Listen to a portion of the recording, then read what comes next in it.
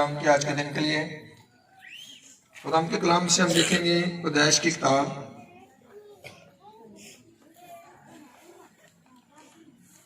बाब नंबर 30 है, 29 और 30 दो रात खुदा के कलाम से हम पढ़ेंगे।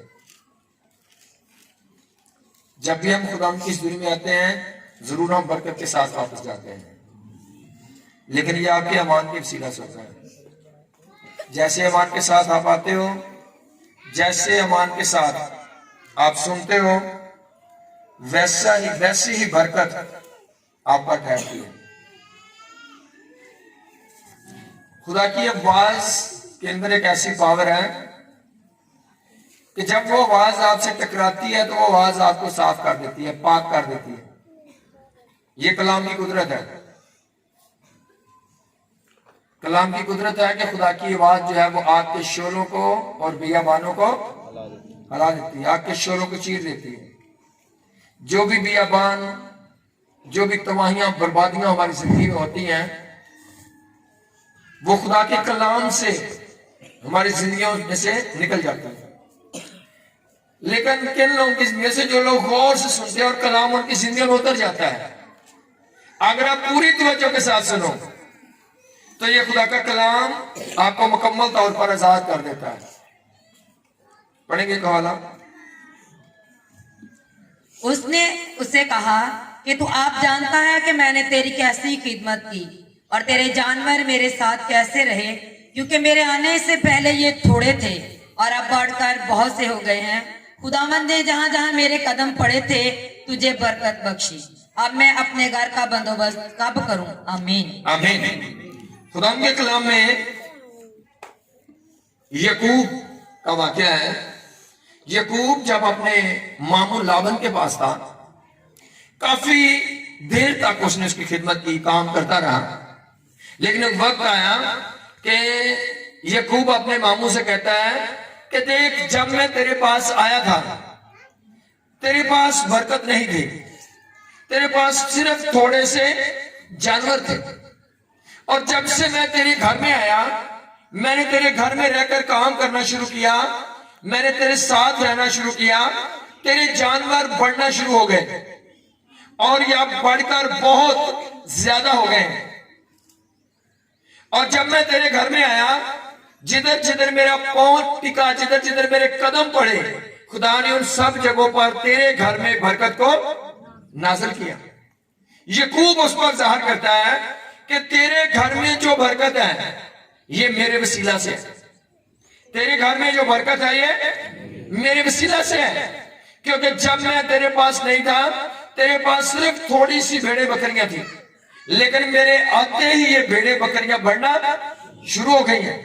और जिधर जिधर मैं तेरे घर में काम करता रहा, खुदा ने उन सब जगहों पर अपनी बरकत को नाज़िल करना शुरू किया। लाबन एक बहुत परस्त आदमी था।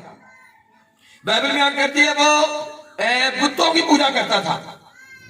बेशक वो उस नस्ल से था, यकूब का मामू था, इब्राहिम का रिश्तेदार था। वो जानता था खुदा की एक लाइन को, खुदा के अल्फाज को, कलाम को, लेकिन उसकी जिंदगी ठीक नहीं थी। बाइबल कहती है कि उसने बुत रखे हुए थे अपने घर में, और बकायदा जब राखल वहां से निकली तो वो उन बुतों को चोरी करके वहां से ले गई थी। यानी लाबन जो था वो भी खुदा को जानता था, क्योंकि वो इनका रिश्तेदार है, इस सारे कलाम से वो वाकिफ है। लेकिन क्या किया इब्राहिम ने और उसके बच्चों ने, उसके खानदान ने, जो वो जानते थे वो करते थे। लाबन जानता था, लेकिन जो लाबन जानता था वो करता नहीं था। लाबन कलाम को जानते हुए भी उसने अपने घर में एक छोटा बुतखाना बना रखा था और वहां पर बुत रखे होते थे, और वो उन बुतों के आगे झुकता था, बुतों की इबादत करता था। इसलिए बेशक वो खुदा के आगे भी दुआ करता होगा, लेकिन वो बुत परस्ती भी करता था, इसलिए उसके घर के अंदर कोई बरकत नहीं थी। लेकिन जब यकूब गया तो यकूब की जिंदगी को देखते हैं कि जब भी कोई वक्त आता था, जब भी कोई मुश्किल आती थी, वो झुकता अपने खुदा के आगे था।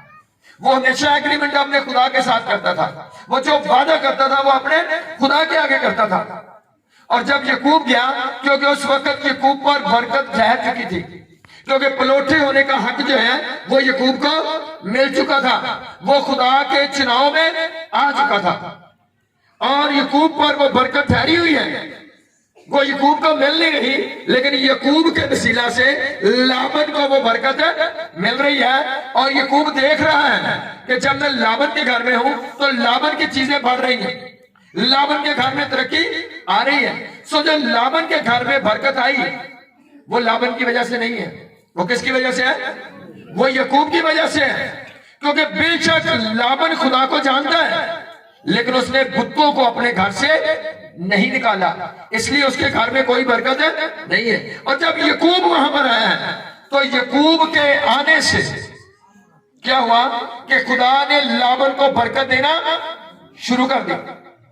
आज आप में बहुत सारे लोग हैं जो खुदा को जानते हैं, जो कलाम से वाकिफ है, लेकिन वो लाबन वाली जगह पर खड़े हैं। इसलिए बेशक वो कुछ भी करते रहे, बरकत उन पर नाज़िल नहीं होती, क्योंकि वो जानते हैं और करते नहीं है। और यीशु मसीह ने अपने शागिर्दों से यही कहा था कि तुम कहते हो कि हम जानते हैं, इसलिए तुम्हारा गुनाह कायम रहता है, क्योंकि तुम जानते हो लेकिन वो करते नहीं हो। और यीशु ने लोगों से भी कहा कि जो कहते हैं वो सुनो और करो, लेकिन जो ये करते हैं वो ना करो, क्योंकि ये ऐसे बोझ लोगों पर डाल देते हैं लेकिन खुद उनको उंगली भी लगाना पसंद नहीं करते।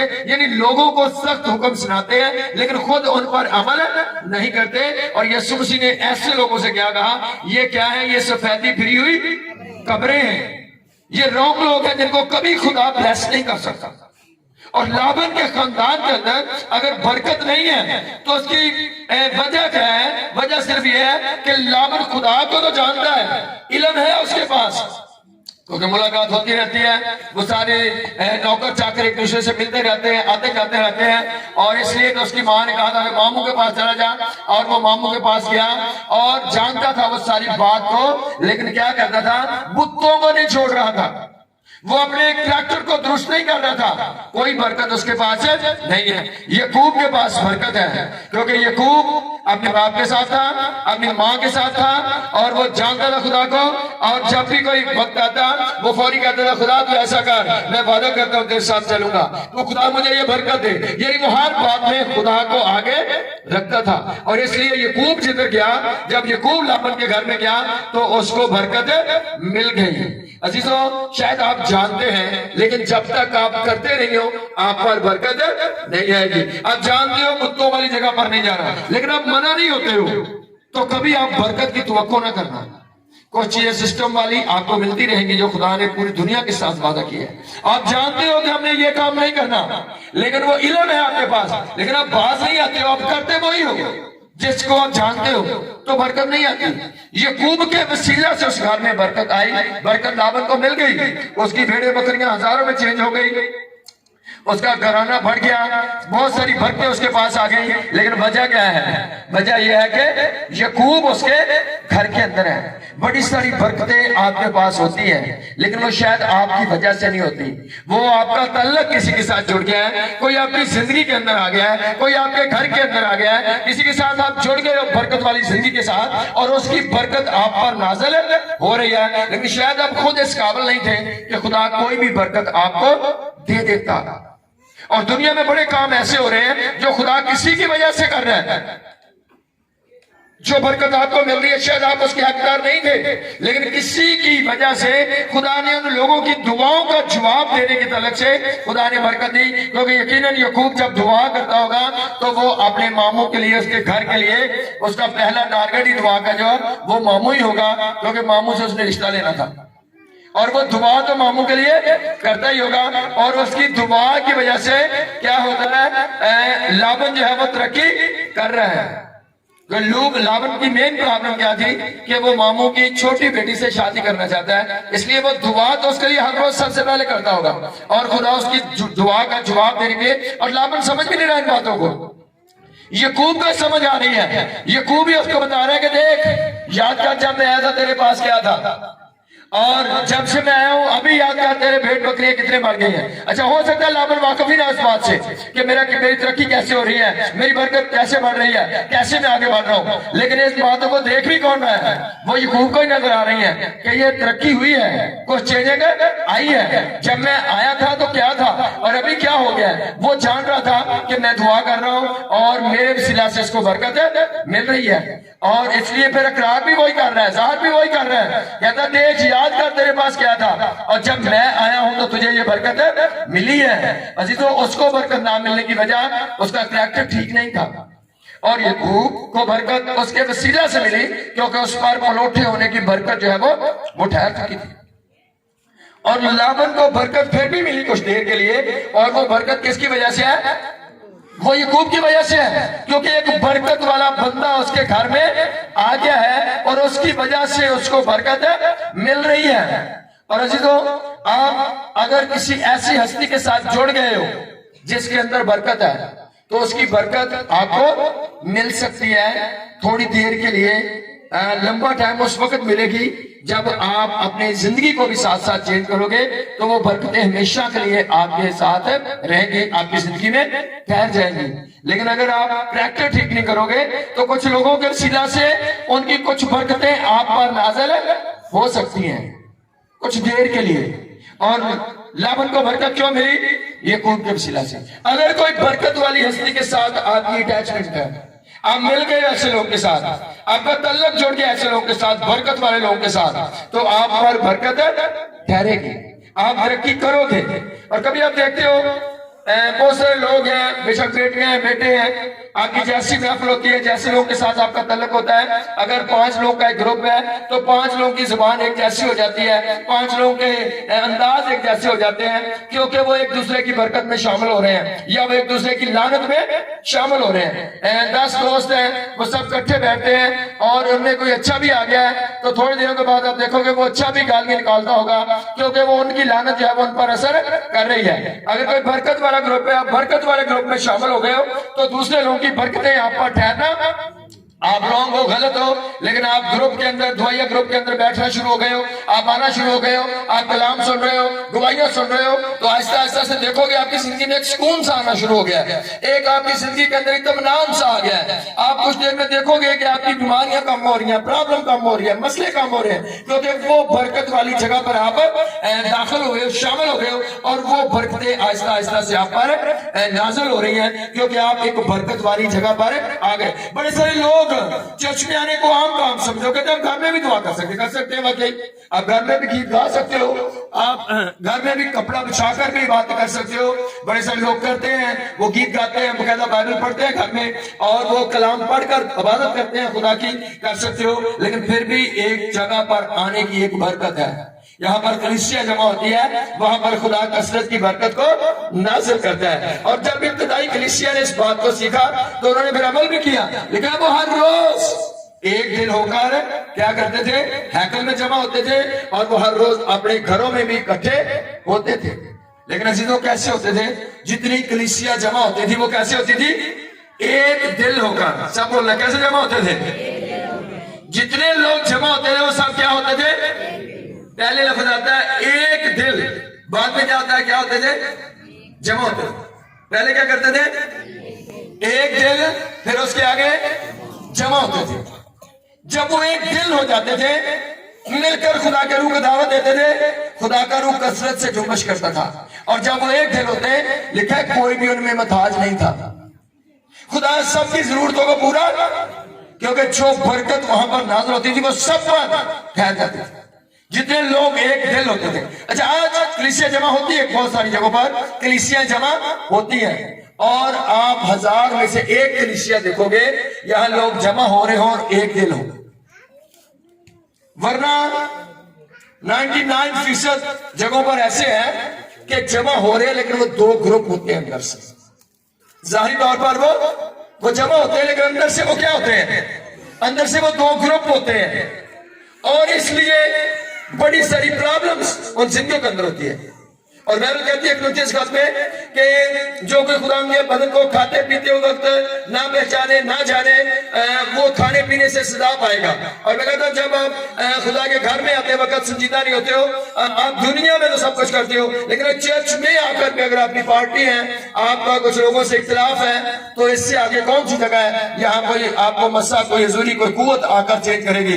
وہ صرف باتیں تو ہوتی ہیں, یہاں پر خدا کا مسا آتا ہے, وہ آپ کے دلوں کو نرم کرتا ہے, وہ آپ کو چینج کرتا ہے, وہ آپ کو تحریک دیتا ہے, کوئی آپ کو قائل کرتا ہے کہ آپ کو ایک دل ہونا ہے, آپ کو محبت کرنی ہے, آپ کو معاف کرنا ہے. اگر ایسی جگہوں پر آ کر بھی آپ ایک دل نہ ہو سکو تو پھر اور کوئی قوت نہیں ہے جو آپ کو چینج کر سکے. اور وہ کلیسیا اگر کوئی ان میں محتاج نہیں تھا تو وجہ ان کی یہ تھی کہ وہ ہر روز ایک دل ہوتے اور ایک دل ہو کر وہ جمع کرتے. اگر کوئی پرابلم کوئی ان کے اندر کوئی ایسا مسئلہ پیدا ہوتا تو وہ فوراً اس کو حل کرتے تھے بیٹھ کر. کئی دفعہ رسولوں کی بحث ہوئی, اختلاف پیدا ہوئے, لیکن انہوں نے بیٹھ کر مسئلوں کو حل کیا اور حل کر کے بعد میں وہ دعا شروع کرتے تھے.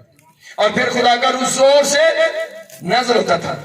اور اگر وہ ایک دل نہ ہوتے تو کبھی خدا کا روح اور وہ برکتیں ان پر نہ ٹھہرتی.